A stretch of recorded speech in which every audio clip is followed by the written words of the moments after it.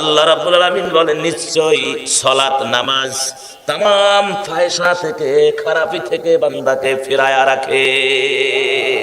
নামাজ বান্দাকে কি করবে? ফায়সা থেকে খারাপ কাজ থেকে এই নামাজ বান্দাকে ফিরায়া রাখবে। জোরে বলেন না সুবহানাল্লাহ। নামাজ পড়তে থাকেন। আল্লাহ যেহেতু ওয়াদা করেছেন নামাজ ওই বান্দাকে খারাপ কাজ অশ্লীল কাজ থেকে ফিরিয়ে রাখবে, বিধায় রব্বুল আলামিন বলেন বান্দা শোন, ওয়াকিমুস সালাতা ওয়া আতুজ যাকাতা ওয়া মা তুকদ্দিমু লিআনফুসিকুম মিন খায়রিন তাজিদুহু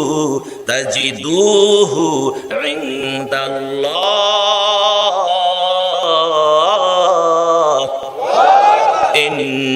ইন্নাল্লাহা বিমা তা'মালুনা বাসীর।